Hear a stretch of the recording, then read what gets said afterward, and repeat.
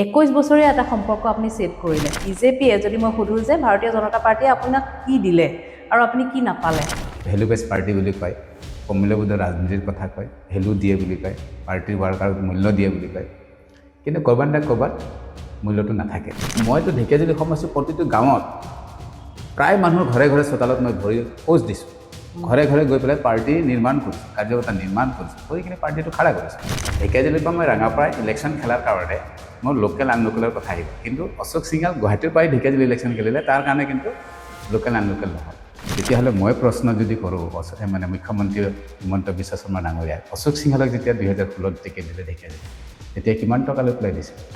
অশোক সিংহালক আজি গোটেই অসমৰ কেবিনেট মন্ত্ৰীস্থান দিছে এতিয়া কওকচোন অশোক সিংহাল খিলঞ্জীয়া মানুহ হয় নেকি বিজেপিয়ে খিলঞ্জীয়াৰ কাৰণে চিন্তা কৰে বুলি কৈছে জাতি মাটি ভেটিৰ কথা কয় না আপুনি জনগোষ্ঠীৰ সমস্যাটোৰ কাৰণে আচলতে আপুনি বিজেপিৰ পৰা ওলোৱা নাই আপুনি নিজে টিকেট নোপোৱাৰ কাৰণেহে বিজেপিৰ পৰা ওলাইছে এতিয়া আপুনি জিলা সভাপতি হৈ আছিলে শোণিতপুৰ জিলাৰ এদিনো আপুনি মুখ্যমন্ত্ৰীক লগ পোৱা নাই সুকীয়াকৈ এই বিষয়ত আলোচনা কৰিবৰ কাৰণে যিহেতু মই সময় বিচাৰিছিলোঁ মোক সময় নিদিলে মোৰ অভিযোগ এইকাৰণে যে 2016 আপোনালোকে অশোক সিংহালক ঢেকীয়াজুলিত টিকেট দিয়াৰ কাৰণে ঢেকীয়াজুলিবাসী ৰাইজে এতিয়াও মোক কয় যে বাটাছে পইচা লৈ পেলাই টিকেট ওলোৱা নাই আপোনালোকে মোক কোনো অভিযোগ নোহোৱাকৈ কোনো কাৰণ নোহোৱাকৈ আপোনালোকে আঁতৰাইছে মই কি বেয়া কাম কৰিছোঁ আইন যদি হৈছে মাটিৰ পট্টা দিবই তেতিয়াহ'লে এতিয়া গোটেই চাহ বাগিচাবিলাকত কি কাৰণত মাটিৰ পট্টাৰ কাম হোৱা নাই এতিয়ালৈ মাত্ৰ ঢেকীয়াজুলি সমষ্টিত এখন চাহ বাগিচাত মাটিৰ পট্টাৰ পাইলট প্ৰজেক্ট হিচাপে কাম হৈ আছে বিজেপি এৰি কংগ্ৰেছলৈ অহাৰ লগে লগে আপুনি কংগ্ৰেছে কৰা বুলি কিছুমান কথা কৈছে যিখিনি বিজেপিয়ে কৰা নাই অথচ আপুনি 21 বছৰ সেইটো দলতে আছিল আপোনাৰ এইখিনি কথা বতৰাৰ পৰা এতিয়া ৰাইজে ক'ব বিচাৰে আপুনি সুবিধাবাদী বুলি ক্ষমতাৰ কোনো বিকেন্দ্ৰীকৰণ হোৱা নাই এনেকুৱাহে চলাই আছে আজিৰ তাৰিখত চাওক যিটো আজিৰ তাৰিখত বাতাবৰণ পৰিৱেশ এটা নিৰ্মাণ হৈছে যে হিন্দু মুছলিম হিন্দু খ্ৰীষ্টান এইটোহে চলি আছে কোনো উন্নয়নৰ কথা নাই ৰাতিপুৱা মিয়া গধূলি মিয়া মুছলিম ধৰ্মাৱলম্বী লোকসকল যি প্ৰধান অঞ্চলবিলাক আছে সেই অঞ্চলবিলাকত প্ৰায় 100 পৰা 300লৈকে ভোট কৰ্তনৰ কাৰণে ইতিমধ্যে তেওঁলোকে 7 number form objection form fill up কৰি বিএলৰ মাধ্যমেদি দি কিনি ইয়াৰ ওচৰত পঠিয়াইছে আৰু সেইবিলাকৰ নামত এতিয়া জাননী প্ৰেৰণ হৈছে জাননীৰ সময়সীমাৰ শেষত তাৰমানে 15 দিন আপুনি সময় দিব লাগিব আপোনাক যিবিলাক জাননী দিছে 1 ডে 2 ডেছে জাননী দিছে মানুহ যেন 2 ডেছে 1 ডেছত তেওঁ কিমান প্ৰমাণ পত্ৰ গোটাই আনিব পাৰিব ভাবকচোন এইটো ষড়যন্ত্ৰ নহয় নেকি হ'ব দে নিজে এম এল এ মন্ত্ৰী হ'বৰ কাৰণে ক্লেছ কাক লগাইছে সেই গাঁৱটোৰ সেই ৱাৰ্ডৰ সম্পৰ্কীয় চিনাকি মোক চিনাকি মানুহৰ মাজত ক্লেছ লগাই দিলে তেওঁৰ দ্বাৰা কমপ্লেইন দি আছে কাৰণ 10টা বছৰ ক্ষমতা থাকিলে না বহুত মানে ক্ৰীম খালে সেইটো আৰু আহিবাৰ যদি নিজিকে তেতিয়া ক্ষমতাত থাকিব নোৱাৰিব আৰু ক্ষমতাত নাথাকিলে সেই ক্ৰীমটো ওলাই যাব নোৱাৰে নিজিকিব বুলি আপুনি ফিল্ডলৈ অহাৰ কাৰণে ভয় হৈছে নেকি নিশ্চিতভাৱে হৈছে নমস্কাৰ চাই আছে অপেন মাইক মই সংগীতা দেৱী দত্ত 2026 চনৰ বিধানসভা নিৰ্বাচন সমাগত আৰু আমি সকলোৱে জানো যে ৰাজনীতি হৈছে সমাজ জীৱনৰ এটা অবিচ্ছেদ্য অংগ ৰাজনীতিৰ পৰা আমি কোনো আঁতৰি থাকিব নোৱাৰোঁ গতিকে এতিয়াৰ পৰা অপেন মাইকত আমি ৰাজনৈতিক বিষয়বস্তুসমূহ লৈও কিছু পডকাষ্ট কৰিম ৰাজনৈতিক নেতা থাকিব ৰাজনীতিৰ বিভিন্ন বিষয়ক লৈ আমি আলোচনা কৰিবলৈ চেষ্টা কৰিম যিহেতু বিধানসভা নিৰ্বাচন সমাগত গতিকে বিভিন্ন ইস্যু থাকিব বিভিন্ন ৰাজনৈতিক নেতাসকলে নিজৰ ইস্যু লৈ ৰাইজৰ মাজলৈ যাবলৈ চেষ্টা কৰিব গতিকে এতিয়াৰ পৰা আমি কিছু ৰাজনৈতিক পডকাষ্টটো লৈ আহিবলৈ আপোনালোকলৈ চেষ্টা কৰিম আৰু আজি প্ৰথমবাৰৰ বাবে প্ৰথমগৰাকী মোৰ অতিথি হৈছে বাতাস ওৰাং ঢেকীয়াজুলি সমষ্টিৰ তেওঁ কংগ্ৰেছ দলৰ প্ৰাৰ্থিত্ব প্ৰত্যাশী তেওঁ কংগ্ৰেছ দলৰ পৰা প্ৰাৰ্থিত্ব আগবঢ়াব বিচাৰিছে কিন্তু বাতাস ওৰাং সুদীৰ্ঘ 21 বছৰ ভাৰতীয় জনতা পাৰ্টিত আছিল ভাৰতীয় জনতা পাৰ্টিত বিভিন্ন দলত তেওঁ সেৱা আগবঢ়াইছে কিন্তু মনৰ কিছু ক্ষোভ কিছু নোপোৱাৰ দুখ লৈ তেওঁ দলটো ত্যাগ কৰিলে গতিকে এই সমগ্ৰ কথাখিনি পাতিছোঁ তেওঁ এৰি অহা দলটোত তেওঁ কি নাপালে আৰু এতিয়া কি আশা কৰি তেওঁ এতিয়া নতুন দল এটালৈ আহিছে আৰু বিশেষকৈ সমষ্টিটোৰ বাবে ঢেকীয়াজুলি সমষ্টিটোৰ বাবে তেওঁ কি লৈ আগবাঢ়িব বিচাৰিছে তেওঁৰ লক্ষ্য কি তেওঁৰ ৰোড মেপ কি এই সমগ্ৰ কথাখিনি পাতিছোঁ আশা কৰিছোঁ আপোনালোকে পডকাষ্টটো চাই ভাল পাব আৰু শেষলৈকে চাব বিভিন্ন কথা তেওঁ কৈছে আৰু বৰ্তমান চলি থকা ৰাজ্যত চলি থকা বিভিন্ন বিসংগতি ভোটাৰ তালিকাৰ বিসংগতিয়ে হওক বা বিভিন্ন বিসংগতিৰ বিষয়ে তেওঁ কৈছে তেওঁ খুব আছে বহুত কথা গতিকে এই সমগ্ৰ কথাখিনি লৈ আমি পডকাষ্টটো লৈ আপোনালোকলৈ আহিছোঁ আশা কৰিছোঁ পডকাষ্টটো ভাল পাব আৰু শেষলৈকে চাব বুলি আশা ৰাখিছোঁ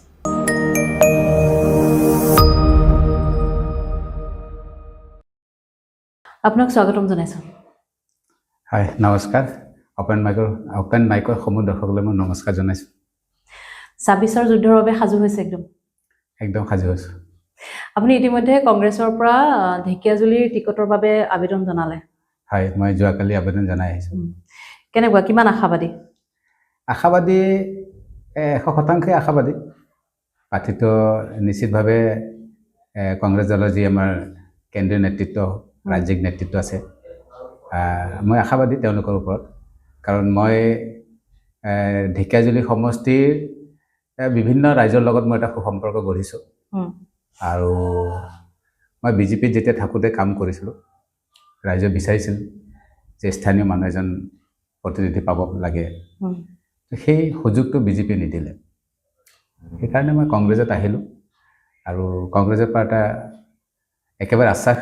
100% নহ'লেও 90% এটা আশ্বাস পোৱা যায় 90% আপুনি আশ্বাস পাইছে কিন্তু আপোনাৰ লগতে প্ৰাৰ্থিত্বৰ দাবীদাৰ আৰু কিবাগৰাকীও আছে নিশ্চয় ঢেকিয়াজুলিত আছে তাৰ মাজৰ পৰা আপোনাক টিকট দিব বুলি আপুনি দৃঢ়তাৰে আপুনি ভাবিছে সেইকাৰণে আপুনি আবেদনো জনাইছে কিয় ভাবিছে আপুনি নিজকে নাই মই পলিটিক্সত যেতিয়া আহিলোঁ মই ছাত্ৰ জীৱনৰ পৰা যেতিয়া পলিটিক্সত আহিলোঁ তো পলিটিক্সৰ মাধ্যমেৰে যিহেতু ডেমক্ৰেচি কাণ্ট্ৰিত মানুহৰ সেৱা কৰাৰ যিটো সুযোগ থাকে মানুহৰ যিটো সেৱা কৰাৰ যিটো মানসিকতা থাকে যেতিয়া ছাত্ৰ জীৱনত থাকোঁতে এইটো আছিল ছাত্ৰ ৰাজনীতি যেতিয়া থাকে তেতিয়া আমি নিশ্চিতভাৱে ইলেক্ট্ৰল পলিটিক্সত যেতিয়া পাৰ্টিচিপেট কৰিব লগা হয় তেতিয়া নিশ্চিতভাৱে এইটো এটা মন থাকে যে ৰাইজৰ সেৱা কৰাৰ সুযোগ তো গতিকে আমি পাৰ্টিচিপেট কৰিব লাগিব ইলেক্ট্ৰল পলিটিক্সত তো ইলেক্ট্ৰল পলিটিক্সত আহিবৰ কাৰণে হয় আপুনি ইণ্ডিপেণ্ডেণ্ট আহিব লাগিব নহ'লে কোনোবা নেশ্যনেল পাৰ্টি নহ'লে ৰিজনেল পাৰ্টি সেই হিচাপে মই প্ৰথমতে ৰিজনেল পাৰ্টি নাহি মই নেশ্যনেল পাৰ্টিত আহিছিলোঁ বিজেপিত তো বিজেপিত সেই সুযোগটো যিহেতু নিদিলে তো নিশ্চিতভাৱে মই ভাবিছোঁ কংগ্ৰেছত যদি আহিলোঁ যদি কংগ্ৰেছে যদি মোক সুযোগ দিয়ে তেতিয়াহ'লে মই সুযোগটো পাম বুলি মোৰ এটা আশ্বাস আছে বা আশা আছে সেই হিচাপে মই আহিছোঁ আপুনি কৈছে যে বিজেপিত আপুনি যিখিনি সুযোগ বিচাৰিছিলে সেইখিনি পোৱা নাই সেইখিনি কথাৰে আমি আৰম্ভ কৰোঁ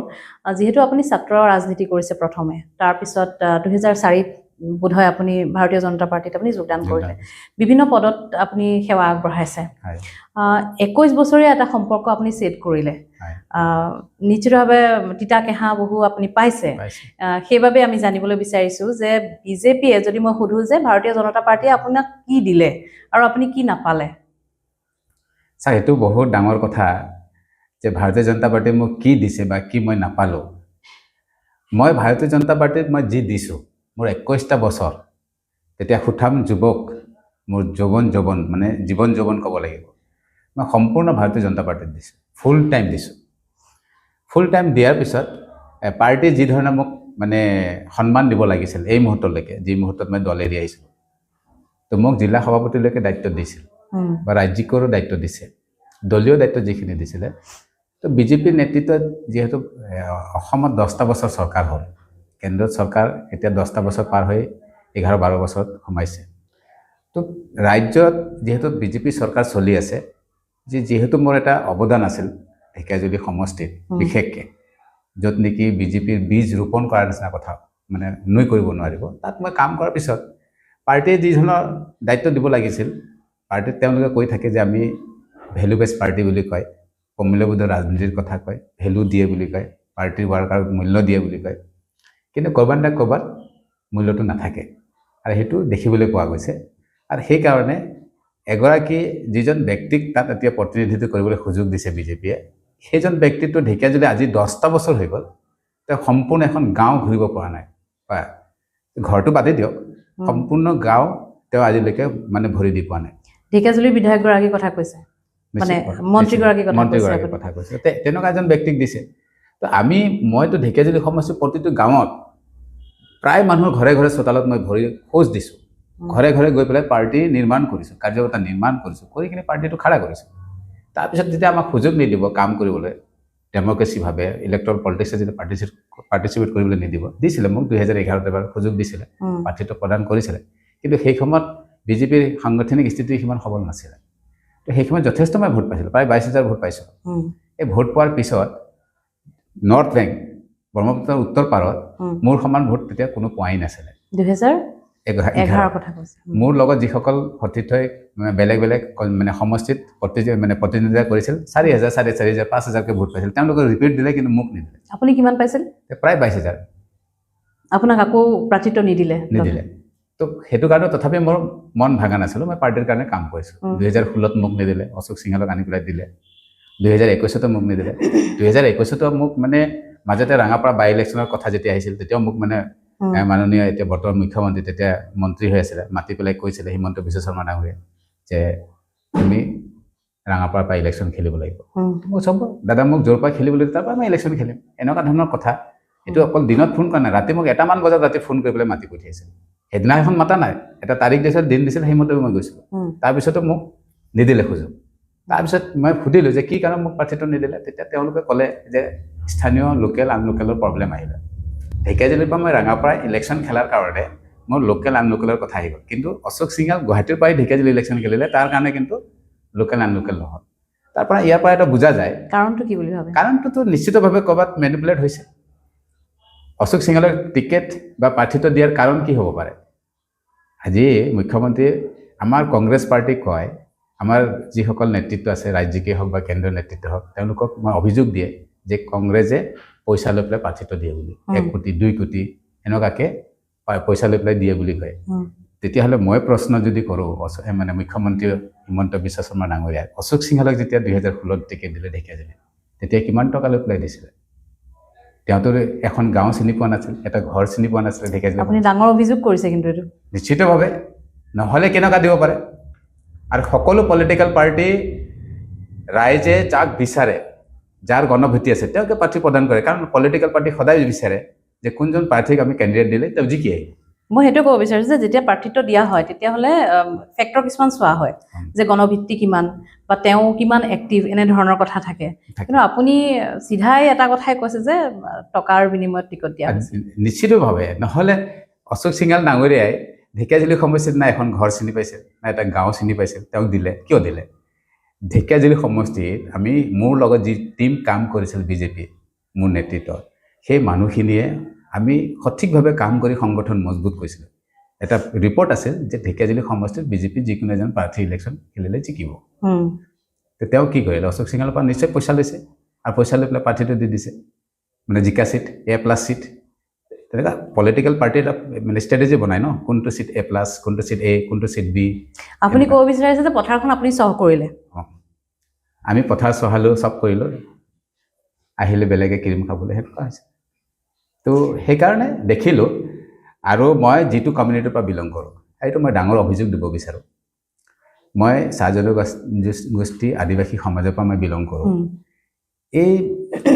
এই জনগোষ্ঠীৰ পৰা যিসকল প্ৰতিনিধি দিছে বিজেপিত গোটেই অসমত 126টা বিধানসভা সমষ্টিত আমাৰ এই কমিউনিটিৰ পৰা কিমানজন মানুহ ৰিপ্ৰেজেণ্টেটিভ দিছে মেক্সিমাম 5টা বা 6টা দিয়ে ইয়াতকৈ আৰু প্ৰাৰ্থিত্ব নিদিয়ে তেতিয়াহ'লে আপোনালোকে ভাবক যে বিজেপিয়ে এই জনগোষ্ঠীটোৰ সামগ্ৰিক উন্নয়নৰ কাৰণে এছেম্বলিত যে ৰিপ্ৰেজেণ্টেটিভ লাগে সেই কথাত তেওঁলোকে গুৰুত্ব নিদিয়ে এই জনগোষ্ঠীটোৰ কাৰণে আত্মীয়তাৰে কাম কৰিবৰ কাৰণে তাৰ পৰা মানুহ এই জনগোষ্ঠীৰ পৰা এজন প্ৰতিনিধি যে লাগে সেইটো বিজেপিয়ে অনুভৱ নকৰে তেওঁলোকে ভাবে এইসকল মানুহ চাহ বাগিচাত কাম কৰে এইসকল মানুহ গাঁৱত থাকে সহজ সৰল মানুহ তেওঁলোকক নহ'লেও তেওঁলোকক স্কিম দিলে বা টকা পইচা অনুদান দিলে তেওঁলোকে ভোট দিব গতিকে আমি এনেকুৱা হয় এতিয়া মই যদি কওঁ যিটো অভিযোগ থাকিবই এটা আপুনি যিখিনি কথা কৈছে তাৰ প্ৰতি অভিযোগ কিছুমান থাকিবই এতিয়া মই যদি কওঁ আপুনি যে কৈছে যে আপোনালোকৰ জনগোষ্ঠীৰ কোনো মানে তেনেধৰণে যিখিনি স্থান পাব লাগে সেই স্থান পোৱা নাই বিধানসভাত সেইখিনি স্থান পোৱা নাই কিন্তু আপুনি ইমান সময় যি কথাখিনি ক'লে যে আপুনি টিকট নাপালে বা আপুনি আপোনাৰ স্থান নোপোৱাৰ বাবেহে আপুনি বিজেপি এৰিছে আপুনি আপোনাৰ জনগোষ্ঠীটোৰ বাবে কি কৰিছে বিজেপিয়ে সেই কথাটো গুৰুত্ব দিয়া নাই নেকি নাই আপুনি ঠিকেই সুধিছে কিন্তু বিজেপিয়ে এই জনগোষ্ঠীটোৰ কাৰণে মই ভাবোঁ না আপুনি জনগোষ্ঠীৰ সমস্যাটোৰ কাৰণে আচলতে আপুনি বিজেপিৰ পৰা ওলোৱা নাই আপুনি নিজে টিকেট নোপোৱাৰ কাৰণেহে বিজেপিৰ পৰা ওলাইছে নাই ঠিক আছে কাৰণ মই জনগোষ্ঠীটোৰ কাম কৰিবৰ কাৰণে সক্ৰিয়তাৰে যেতিয়া মই কাম কৰি যাম য'ত মই বিধান ৰচিবলৈ যাম বিধানসভাত তো মই সেই জনগোষ্ঠীটোৰ মানুহ এজন যেতিয়া নাথাকিব তো কেনেকৈ মই সেই জনগোষ্ঠীৰ দুখ কষ্টবিলাক বুজি পাব আৰু বিধানসভাত কথা ৰাখিব তো মই নিশ্চিতভাৱে মই বিচাৰিম তো মই হ'লে হয়তো চাগে জনগোষ্ঠীৰ কাৰণে এটা মাত মাতিলোহেঁতেন তো আজিৰ তাৰিখত অশোক সিঙালটো এই জনগোষ্ঠীৰ কাৰণে আদিবাসী সমাজ চাহ জনগোষ্ঠীৰ সমাজৰ কাৰণে এদিনতো মাত মতা নাই বিধানসভাত বৰঞ্চ আমাৰ যিমান এই জনগোষ্ঠীৰ পৰা বিধায়কসকল আছে বা মন্ত্ৰীসকল আছে আদিবাসী চাহ জনগোষ্ঠীৰ পৰা আজি বিজেপি গভৰ্ণমেণ্ট চলি আছে আজিৰ তাৰিখত হাজাৰ হাজাৰ মানুহ লাখ লাখ মানুহ ৰাস্তাত নামিছে নিজৰ মানে প্ৰাপ্য অধিকাৰ কাৰণে আপোনালোকে নিজে দেখিছে ইমান মানুহ লগাইছে ৰেজিষ্ট্ৰিৰ প্ৰব্লেম আছে মাটিৰ পট্টাটো এটা অলপ বুমেৰাং টাইপ হৈ আছে তাৰপিছত আপোনাৰ যি কাষ্ট চাৰ্টিফিকেটৰ সমস্যাটো এতিয়াও মানে গুৰুতৰ হৈ আছে আমাৰ জনগোষ্ঠীটোৰ তো এইবিলাক কথা আছে একেবাৰে আকৌ চাব যে এই বিষয়বিলাক তাত অহা নাই কিন্তু এইটো কথা নহয় যে মই একপক্ষীয়ভাৱে মই এটা জনগোষ্ঠীৰ কথা কৈ আছোঁ মই বিচাৰোঁ যে ঢেকীয়াজুলি সমষ্টিত যিহেতু মই তাত স্থানীয় যুৱক হিচাপে বিভিন্ন জাতি জনগোষ্ঠী তাত বসবাস কৰে বহুত সমস্যা তাত আছে তাত নিবনুৱা সমস্যা আছে তাত আমাৰ একমাত্ৰ শিক্ষানুষ্ঠান এটাই আছে কলেজ আৰু তো বাকী কোনো তাত ব্যৱস্থা নাই আমি আমাৰ এইখন কলেজত পঢ়ি আমাৰ ল'ৰা ছোৱালী এতিয়া কি নিবনুৱা হৈ আছে তাত কোনো ধৰণৰ কাৰিকৰী শিক্ষাৰ ব্যৱস্থা এটা অনুষ্ঠান নাই অশোক সিংহালৰ দিনত একো হোৱা নাই ঢেকীয়াজুলিত ঢেকীয়াজুলিত যদি আপুনি যদি ভাবে এজ এ হ'ল যদি গোটেই অসমত ৰাস্তা ঘাট দুই এটা যদি নতুনকৈ হৈছে তো ইয়াতো একেই হৈছে যদি নতুনকৈ একো হোৱা নাই নতুনকৈ এটা অনুষ্ঠান লাগিব যিটো অনুষ্ঠান মানুহে কালি প্ৰতিটো পৰিয়ালৰ ইনকাম জেনেৰেটৰ স্কিম এটা বাঢ়িব পাৰে যে ইনকাম জেনেৰেট হৈছে তেনেকুৱা কোনো অনুষ্ঠান গঢ়া নাই নহয় এইটোতো ৰাস্তাটো কোনোবা এটা পকী হৈছে কোনোবা এটা কমিউনিটি হল হৈছে সেইটো কালি এজন বেলেগ বিধায়ক হ'লে ইও কৰিব কিন্তু সেইটোতে এজন সমাজৰ ল'ৰাজনৰ উন্নতি নহয় উন্নতি কেতিয়া হ'ব আপুনি দেখিব পাৰে তাত দুই এটা হয়তো মন্দিৰ বনাই দিছে কিন্তু মন্দিৰ বনালে এজন মানুহৰ উন্নতিটো নহয় ক'ৰবাত গীৰ্জা এটা বনাই দিলে সেই সমাজৰ উন্নতি নহয় ক'ৰবাত মছজিদ এটা বনাই দিলে সেই সমাজৰ উন্নতি নহয় তাত উন্নতি কৰিবলৈ কাৰণে কি কৰিব লাগিব যে তাত ল'ৰা ছোৱালী পঢ়ক অধ্যয়ন কৰক অকল ঢেকীয়াজুলি কলেজত এখন মাত্ৰ সেই উচ্চ শিক্ষানুষ্ঠান আছে এতিয়া মডেল কলেজ দিছে সেই মডেল কলেজত মাত্ৰ 100জনমান ল'ৰা ছোৱালী হৈছে তাত এতিয়াও মানে প্ৰফেচাৰ নাই টিচিং ব্যৱস্থা মানে এতিয়াও ভালকৈ নাই তো মই এইটো ক'ব খুজিছে অকল কলেজত পঢ়িলে মানুহ আজিকালি মানে লাইন ল'ব নোৱাৰে গতিকে কাৰিকৰী শিক্ষা অনুষ্ঠান এটা লাগিছিল ITI ইনষ্টিটিউট আনিব লাগিছিলে ল কলেজ এটা দিব লাগিছিল তাত পঢ়ি ল'ৰা ছোৱালী কমচে কম বৃত্তিমুখী হ'ব পাৰিলেহেঁতেন সেইবিলাকতো অনুষ্ঠান গঢ়া নাই নহয় ঢেকীয়াজুলিত তো সেইবিলাক এটা মানে আজিৰ তাৰিখত জৰুৰী আছে কাৰণ আজিৰ তাৰিখত প্ৰতিটো পৰিয়ালত শিক্ষিত যুৱক যুৱতী ওলাই আহিছে তো তেওঁলোকৰ ভৱিষ্যত কি হ'ব সেইটো কাৰণে কোনো নাই এনেই আপুনি খালি ৰাস্তা কমিউনিটি হল ক'ৰবাত মন্দিৰ বনাই দিলে সেইটো সমাজ উন্নতি হ'ব নোৱাৰে নহয় আপোনাৰ ক্ষোভখিনি মনত লৈ আপুনি বিজেপিৰ পৰা ওলাই আহিল আপুনি যেতিয়া পদত্যাগ কৰিছে বা পদত্যাগ কৰাৰ আগতে আপুনি বহুতবাৰ কৈছে আপুনি মিডিয়া যোগেও আপুনি কৈছে যে যদি এবাৰ টিকট নিদিয়ে তেতিয়াহ'লে মই সিদ্ধান্ত ল'ম এনেধৰণৰ আপোনাৰ কথা বতৰা আপুনি প্ৰকাশ কৰিছে তেতিয়া আপোনাক হাইকমাণ্ডৰ ফালৰ পৰা বা দলৰ ফালৰ পৰা যোগাযোগ কৰা হোৱা নাই যে আপুনি দল নেৰিব বা এনেকুৱা ধৰণৰ কথা নাই চাওক মই যেতিয়া জিলা সভাপতি হৈ আছিলোঁ বিজেপিত তেতিয়া মই বহুবাৰ মুখ্যমন্ত্ৰীক মই বিচাৰিছিলোঁ সময় যে মোৰ লগত 10-15 মিনিট 20 মিনিট মোক সময় দিব লাগিব কথা পাতিবৰ কাৰণে তেতিয়া মোৰ ব্যক্তিগত কথাটো চিন্তা কৰা নাছিলোঁ যেতিয়া পদবীত আছিলোঁ মই চিন্তা কৰা নাছিলোঁ এইকাৰণে নাছিলোঁ কাৰণ দলটো চলাব লাগে মুৰব্বী দিছে মই জিলা সভাপতি হিচাপে তো বহু সমষ্টিত তেতিয়া বহু কাৰ্যকৰ্তা প্ৰতিনিধি যিসকল আমাৰ MLA আছে তেওঁলোকে গুৰুত্ব দিয়া নাছিলে সেইবিলাক অভিযোগ মোৰ ওচৰত আহিছিলে যে MLA আমাক গুৰুত্ব নিদিয়ে তো বহুত নতুন মানুহ পুৰণা মানুহ এনেকুৱা কাম খেলি এটা আছিলে সমষ্টি এই কথাবিলাক মোক অভিযোগ দি আছিলে তো এই গোটেই কথাখিনি পাতিবৰ কাৰণে কাৰণ MLA এজনৰ বিষয়ে কথা পাতিবৰ কাৰণে মুখ্যমন্ত্ৰীৰ লগত কথা পাতিব লাগিব নহ'লে বেলেগেতো MLA এজনক চিধা কৰিব নোৱাৰে কোনে চিধা কৰিব মুখ্যমন্ত্ৰী কৰিব কিন্তু মুখ্যমন্ত্ৰী এদিনো সময় নিদিলে আপোনাক এদিনো লগ নাপালে এদিনো লগ নিদিলে যেতিয়া আপুনি জিলা সভাপতি হৈ আছিলে শোণিতপুৰ জিলাৰ এদিনো আপুনি মুখ্যমন্ত্ৰীক লগ পোৱা নাই সুকীয়াকৈ এই বিষয়ত আলোচনা কৰিবৰ কাৰণে যিহেতু মই সময় বিচাৰিছিলোঁ মোক সময় নিদিলে তেতিয়া পলিটিকেল সচিব ৰাজনৈতিক সচিব পবিত্ৰ মাৰ্ঘেৰিটা হৈছিলে তেওঁৰ দ্বাৰাও মই সময় ল'ব বিচাৰিছিলোঁ পবিত্ৰ মাৰ্ঘেৰিটাক মই কিমানবাৰ ক'লোঁ যে মোক সময় লাগে মোক 20 মিনিট আধা ঘণ্টা সময় লাগে মই কিছুমান বিষয় আছে যিবিলাক ক'ব লাগে স্পৰ্শকাতৰ বিষয় মোক সময় নিদিলে তো যদি দলটো চলাবৰ কাৰণে যদি সুযোগটো নিদিয়ে তেতিয়াহ'লে কেনেকুৱা হ'ব তো সেইকাৰণে মই ভাবিলোঁ এই দলটোত মানে যিটো মই গুৰুত্ব পাব লাগে সেইটো গুৰুত্ব নাই সেইকাৰণে দেখিলোঁ য'ত গুৰুত্ব মান সন্মান নাথাকিব তাত নাথাকাই ভাল সেইকাৰণে মই সিদ্ধান্ত কৰি ওলাই আহিছোঁ এতিয়া আপুনি কংগ্ৰেছ দলত আপুনি কিমান গুৰুত্ব পাম বুলি ভাবিছে কংগ্ৰেছ দলত মই আহিছোঁহে মাত্ৰ এতিয়া 3 মাহ ওপৰ হৈছে অলপ তো কাম কৰি আছোঁ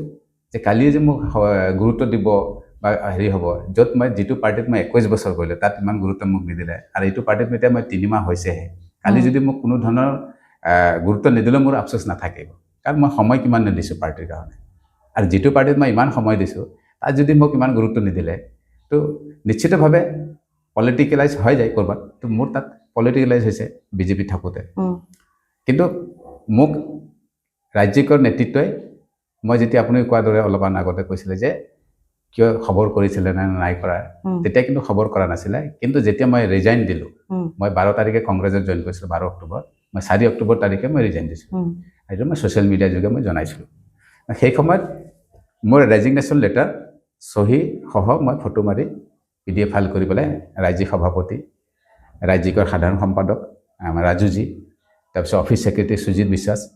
আমাৰ জিলাৰ সভানেত্ৰী মধুস্মিতা আছে তেওঁলোকে মই প্ৰেৰণ কৰিছোঁ গোটেই দিনটো আমাৰ দিলীপ শইকীয়া মোক ফোন কৰিছে মই ফোন ৰিচিভ কৰা নাই নেক্সট ডে মোৰ ফোনত তেওঁৰ লগত কথা পতা হৈছে ফোনত ৰিচিভ হৈছে 2:30মান বজাত তেওঁ মোক কৈছে যে উইড্ৰ কৰিব লাগে ৰেজিগনেশ্যন মই কৈছোঁ মই উইড্ৰ নকৰোঁ মই কৈছে কিয় নকৰে বুলি সুধিছে মই কৈছে কিয় কৰিম মই ৰেজিগনেশ্যন এতিয়া উইড্ৰ কৰিলে মোৰ অভিযোগ এনেই মোৰ ওপৰত আছে বুলি কৈছোঁ। মোৰ অভিযোগ এইকাৰণে যে 2016ত আপোনালোকে অশোক সিংহালক ঢেকীয়াজুলিত টিকেট দিয়াৰ কাৰণে ঢেকীয়াজুলিবাসী ৰাইজে এতিয়াও মোক কয় যে বাটাছে পইচা লৈ পেলাই টিকেটটো লোৱা নাই বুলি কয়। আচ্ছা, হয়, সেইটো অভিযোগ আমি শুনিছোঁ। অভিযোগ এইটো এতিয়াও মোক দিয়ে, বাটাছে পইচাত বিক্ৰী হৈছে সেইকাৰণে টিকেটটো সি নাই লোৱা বুলি কয়। তো মই বিক্ৰী হৈছিলোঁ নেকি? মই সুধিছোঁ দিলীপ শইকীয়া ডাঙৰীয়া, মই বিক্ৰী হৈছিলোঁ নে আপোনালোকৰ মুখ্যমন্ত্ৰী পইচা লৈ পেলাই টিকেটটো দিছিলে হিমন্ত বিশ্ব শৰ্মাই? পইচাটো মই লোৱা নাছিলোঁ নহয়। তেওঁৰ কি অৱদান আছিলে ঢেকীয়াজুলিত অশোক সিংহালৰ? নে তেওঁ নোবেল বঁটা পোৱা মানুহ আছিল, নে ৰাষ্ট্ৰপতি বঁটা পোৱা মানুহ আছিল, নে ঢেকীয়াজুলিৰ মানুহে মাটিত বাগৰি বাগৰি কান্দিছিল যে অশোক সিংহালক টিকেট নিদিলাম, ইয়াত বিজেপি নিজিকিব?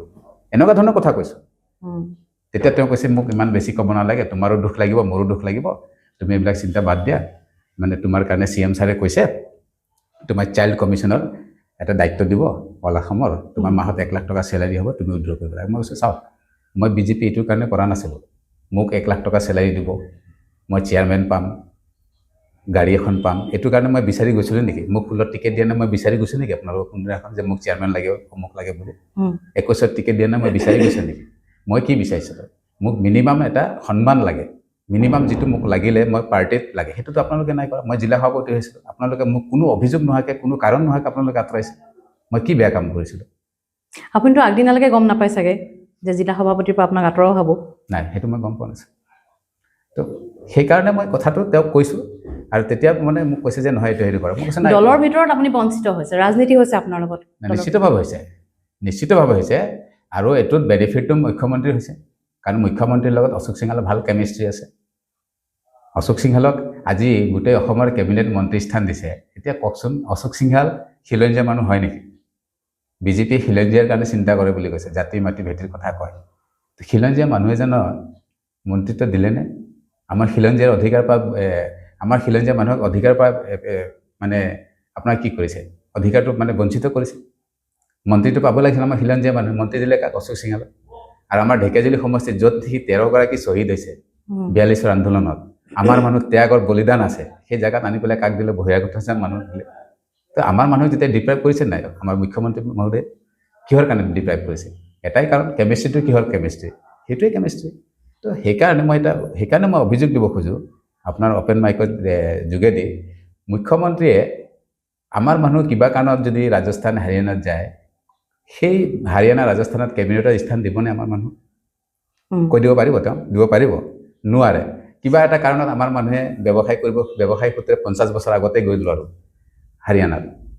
তাৰ সেই আজি কেবিনেটত আমাৰ মানুহক সেইজন মানুহক দিবনে তাত স্থান? নিদিয়ে। কিন্তু আমাৰ ইয়াত দিছে। এয়া হৈছে আমাৰ মানে খিলঞ্জীয়াৰ প্ৰতি যিটো দৰদ, সেইটো মানে দেখাব গৈছে। এইটো ওপৰত দেখুৱায়, কামত নাই। সেইটো হৈছে বিজেপি। তেওঁ অত্যন্ত কৰ্মযোগী চাগে, সেইকাৰণেও হ'ব পাৰে কৰ্মঠ মন্ত্ৰী। কৰ্মঠ মন্ত্ৰী কাক কয়? মহিলা সমিতি মাটিটো মানে মনে মনে নামজাৰি কৰা বুদ্ধিটো কৰ্মঠ মন্ত্ৰী কয় নেকি?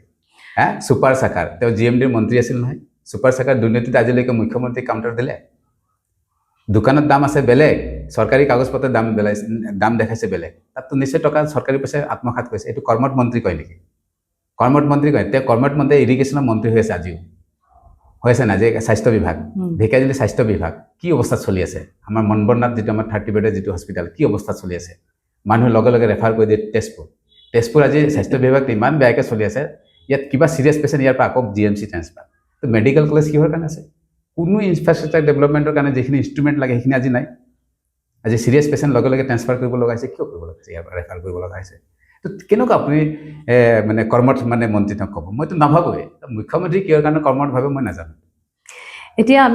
আপুনি কংগ্ৰেছৰ পৰা যিহেতু টিকট বিচাৰিছে, আপুনি যুঁজ দিব এতিয়া, আপোনাৰ ইছ্যু কি হ'ব? বা আপুনি ৰাইজৰ মাজতো আপুনি আছেই, কিন্তু ৰাইজে আপোনাক কিয় আঁকোৱালি ল'ব ঢেকীয়াজুলিৰ এগৰাকী মানে প্ৰতিনিধি হিচাপে? কি ভাবে? চাওক, ৰাইজৰ মাজত মই অলপ আগতে ক'লোঁ যে আমাৰ মেইন সমস্যা হৈছে নিবনুৱা সমস্যা।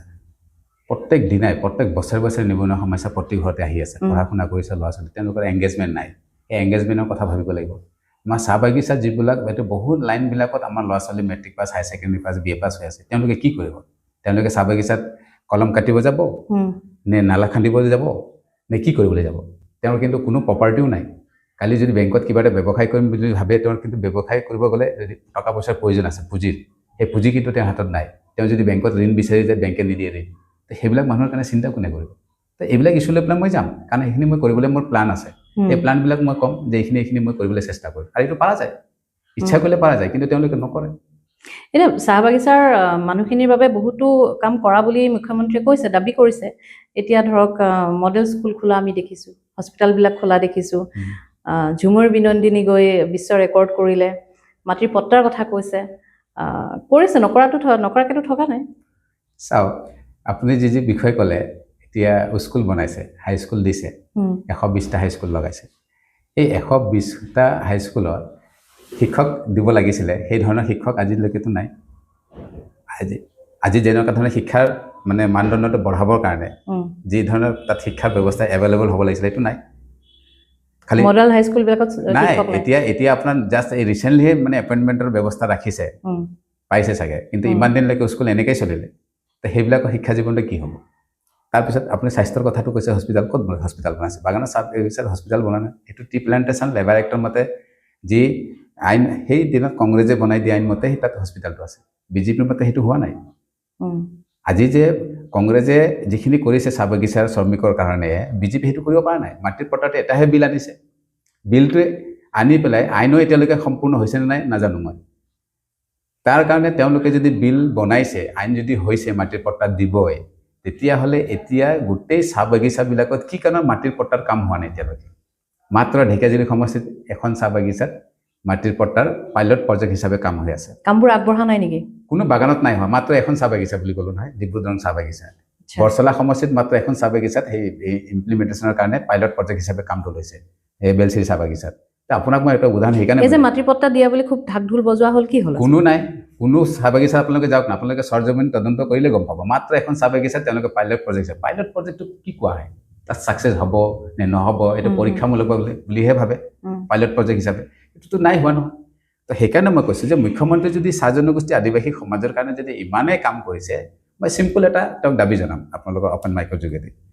যে তেওঁ ATC গাৰ্ডেনৰ মালিক হয়। অসম চৰকাৰৰ বাগান আছে, কিমানটা আছে? 85টা আছে। তাত যিবিলাক শ্ৰমিক আছে, এইটো চৰকাৰে বাগান, চৰকাৰে মাটি চব হয়। তাত কিয় মাটিটো এলটমেণ্ট আজিলৈকে দিব পৰা নাই? এইটোতো কোম্পানীবিলাকৰ হয়। কোম্পানীবিলাকে যিবিলাক শ্ৰমিকৰ ঘৰ আছে, লেবাৰ কোৱাৰ্টাৰ বনাইছে, সেইবিলাক হৈছে কোম্পানীৰ এছেট।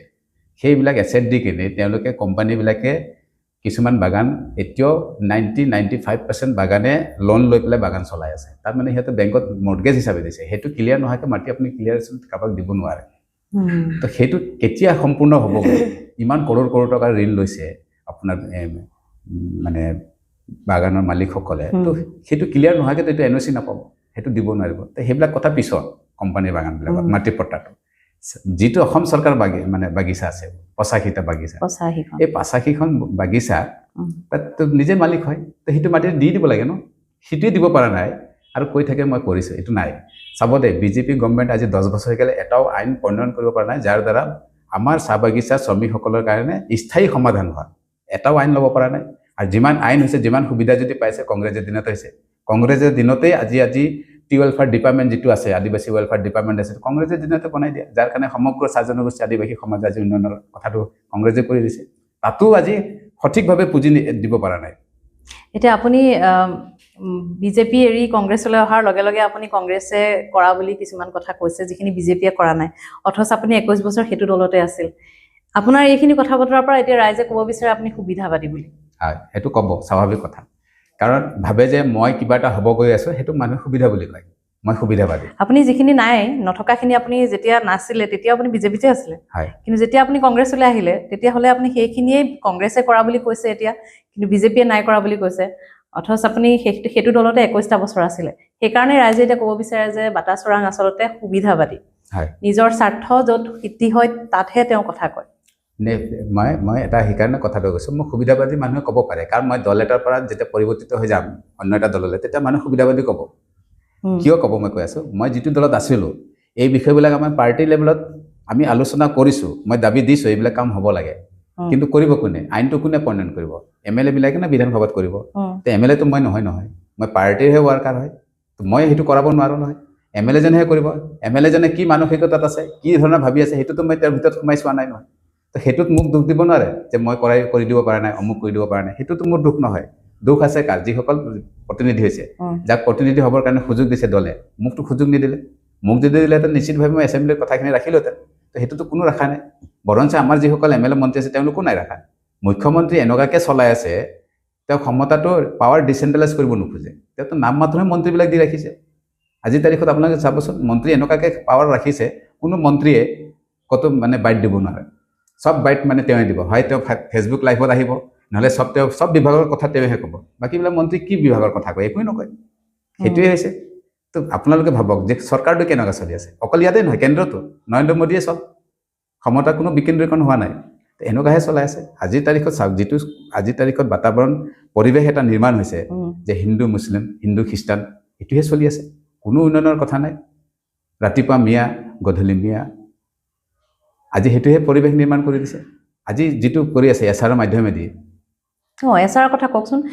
ঢেকীয়াজুলি সমষ্টিত বিশেষকৈ এইকেইদিন ছ'চিয়েল মিডিয়াতো দেখি আছোঁ, খুব বিসংগতি হোৱা বুলি এটা বাতৰি আমি দেখি আছোঁ। কিছু লোকে প্ৰচাৰ কৰি আছে যে এছাৰক লৈ যথেষ্ট বিসংগতি হৈছে ঢেকীয়াজুলিত। আপুনি ফিল্ডত আছে, কি দেখিছে? নিশ্চিতভাৱে আছে। মুছলিম ধৰ্মাৱলম্বী লোকসকল যি প্ৰধান অঞ্চলবিলাক আছে, সেই অঞ্চলবিলাকত প্ৰায় 100 পৰা 300লৈকে ভোট কৰ্তনৰ কাৰণে ইতিমধ্যে তেওঁলোকে 7 number form objection form fill up কৰি BLOৰ মাধ্যমেদি দি কিনি ইয়াৰ ওচৰত পঠিয়াইছে। আৰু সেইবিলাকৰ নামত এতিয়া জাননী প্ৰেৰণ হৈছে। কেনেকৈ সম্ভৱ হৈছে এইটো? আৰু সম্ভৱ আপোনালোকক মই দেখাইছোঁ, কেইটামান তথ্য আপোনাক মই দেখাম। মই ফৰ্ম আছে মোৰ তাত, এইখিনি মই কম বুলিকৈ মই এইখিনি লৈ আহিছোঁ। প্ৰথমতে এই ফৰ্মটো দিছিলে যে মানুহ এজনৰ নামটো কৰ্তন কৰিবৰ কাৰণে তেওঁ তথ্য লাগিব নহয়, কাৰ নাম কাটিব। ইয়াৰ কাৰণে তেওঁলোকে দুটা মানে এজেঞ্চি ইমপ্লিমেণ্ট কৰিছে। চাব দে, শাসকীয় পক্ষৰ মানুহ হিচাপে ক'লে এতিয়া মন্ত্ৰীকে ক'ম বা চৰকাৰৰ মুখ্যমন্ত্ৰীৰ কথাই ক'ম, তেওঁলোকে শাসকীয় পক্ষ। ইলেকশ্যন কমিশ্যন অফ ইণ্ডিয়া, যদি অসম আৰু ইণ্ডিয়া একেই কথা,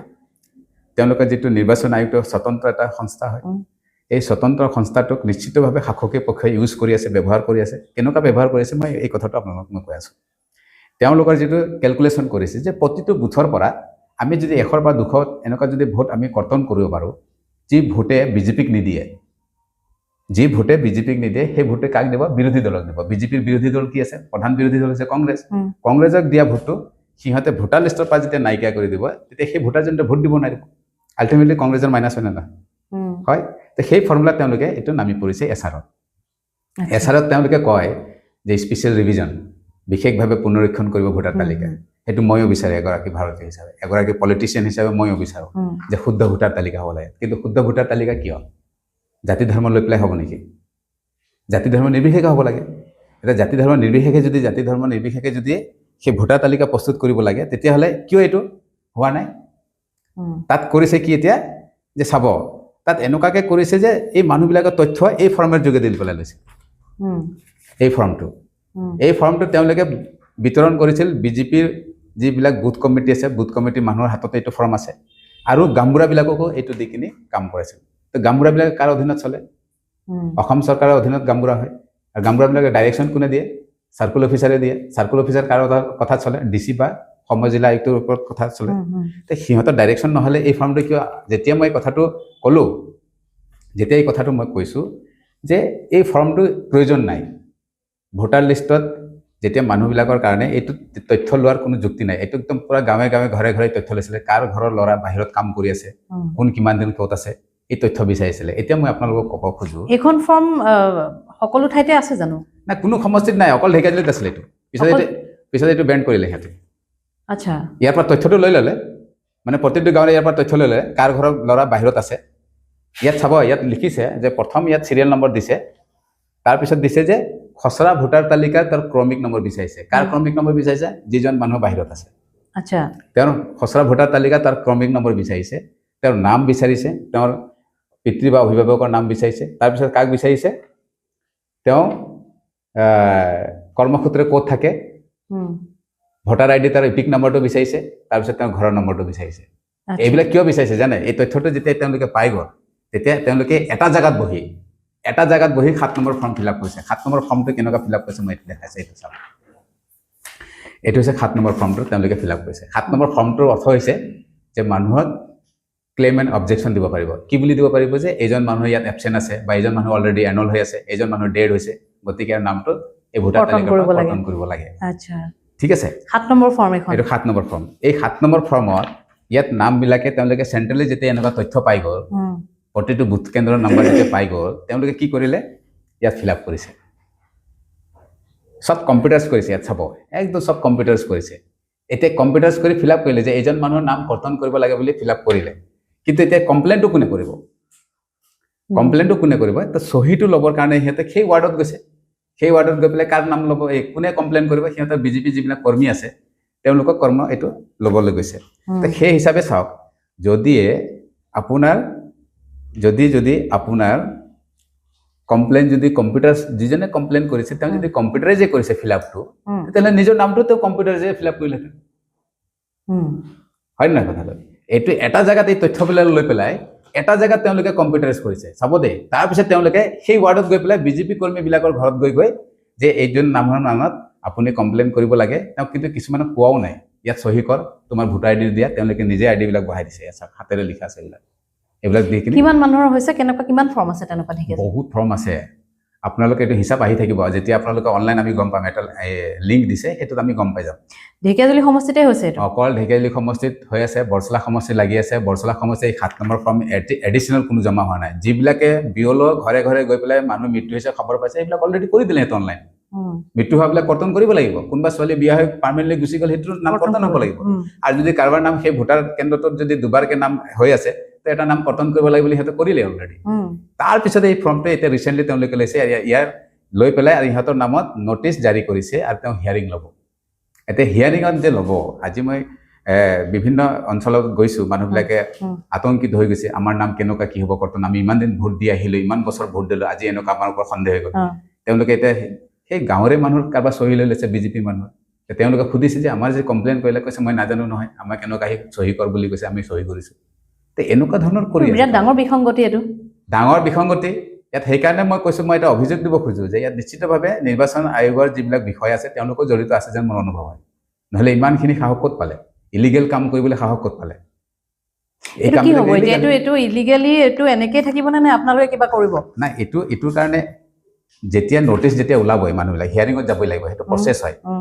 নিৰ্বাচন আয়োগৰ এইটো প্ৰচেছ হয় কিন্তু নিৰ্বাচন আয়োগে প্ৰচেছ যেতিয়া যাব মই অপেন মাইকৰ মাধ্যমেৰে সকলো যিসকল ভিক্টিম ভোটাৰ আছে যিসকলৰ নাম নটিচ গৈছে তেওঁলোকক মই অনুৰোধ জনাম তেওঁলোকে যাওক হিয়াৰিঙত যাওক তেওঁলোকৰ নথি পত্ৰ যি আছে লৈ যাওক আগৰ পুৰণা ভোটাৰ লিষ্টবিলাক এইবিলাক লৈ যাব লাগে আৰু তেওঁলোকে তাত গৈ পেলাই যি ষ্টেটমেণ্ট দিব ইয়াৰৰ ওচৰত ইলেক্ট্ৰল ৰেজিষ্টাৰ্ড অফিচাৰৰ ওচৰত মানে যিগৰাকী নিৰ্বাচন পঞ্জীয়ন বিষয়া আছে তেওঁৰ ওচৰত যেতিয়া হিয়াৰিং দিব মানে শুনানি দিব ষ্টেটমেণ্ট দিব দিওঁতে তেওঁ সেই ষ্টেটমেণ্টৰ ক্লিয়াৰেঞ্চ বিচাৰিব লাগে যে শুদ্ধ ভোটাৰ নে অশুদ্ধ ভোটাৰ নে সত্য ভোটাৰ নে অসত্য ভোটাৰ আমাৰ যে ইয়াৰো যে তেওঁ ষ্টেটমেণ্ট ল'লে তেওঁ যেতিয়া জাষ্টিফাই কৰিব তেতিয়া সেই কথাটো তেওঁ যেনেকুৱা ধৰণে নটিচ দিছে চহী আৰু চিল দি পেলাই নিৰ্বাচন পঞ্জীয়ন বিষয়া ঠিক তেনেকুৱাকৈ ক্লিন চিটৰ লগে লগে দিব লাগিব নহ'লে কি হ'ব জানেনে সেই মানুহৰ নামটো তেওঁ দিব কাটি পিছত সি ভোট দিব নোৱাৰে পিছত তেওঁ কেছ কৰিলে কি হ'ব তেতিয়া সেই অফিচাৰজনে কোৰ্টত ষ্টেটমেণ্ট দিব নহয় মই যি সময়ত তেওঁ হিয়াৰিং লৈছে সেই সময়ত কাগজ পত্ৰ দেখাব পৰা নাই সেইকাৰণে মই নাম কাটি দিছোঁ তেতিয়া তাকতো কোনো প্ৰমাণ নাপাব সেইকাৰণে লগে লগে ৰিজাল্ট লাগিব সেইকাৰণে আপুনি আকৌ এবাৰ কওক যিহেতু আপোনালোকে ভোটাৰসকলক সজাগ কৰিব বিচাৰিছে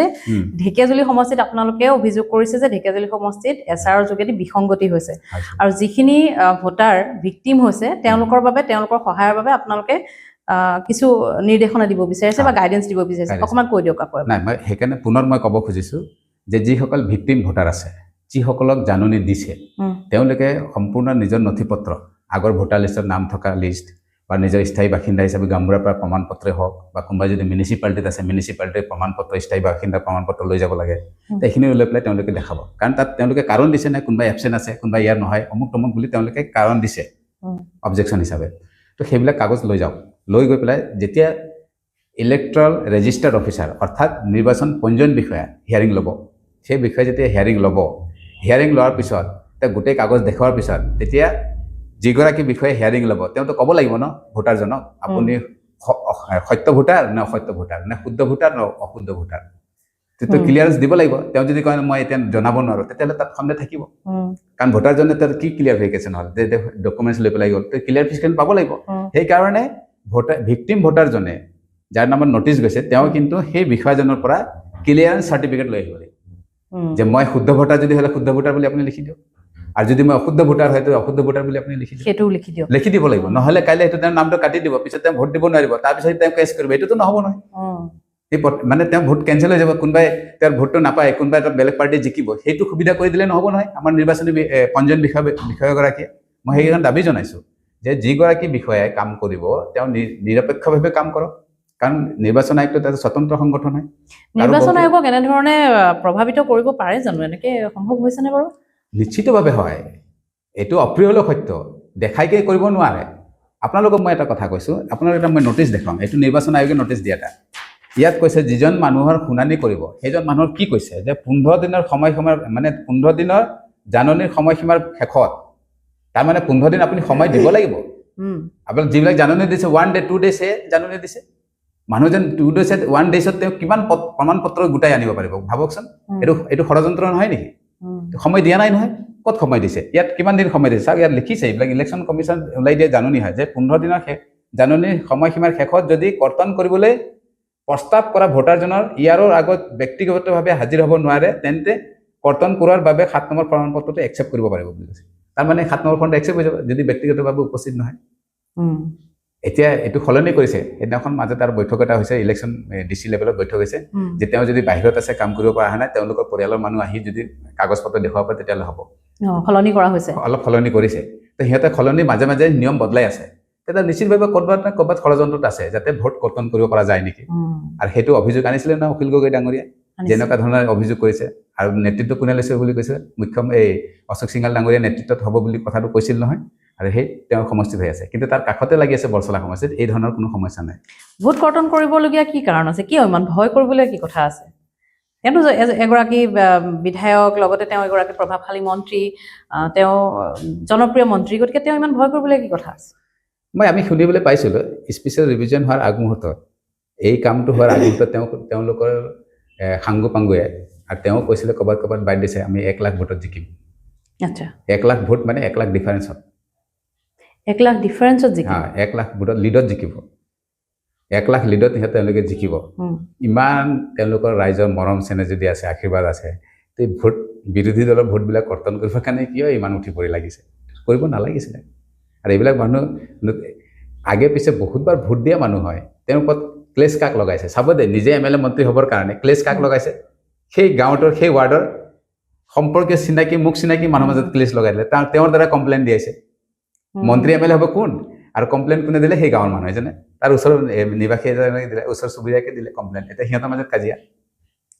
মনোমালিন্য হৈছে নাই এই মানুহজন মোৰ নামত কমপ্লেইন কৰিছে ইয়াক মই চাই ল'ম এনেকুৱা ভাবিব পাৰে নাই ভাবিব পাৰে কিবা কাৰণ তাৰ নামটো যদি নোহোৱা হৈ যায়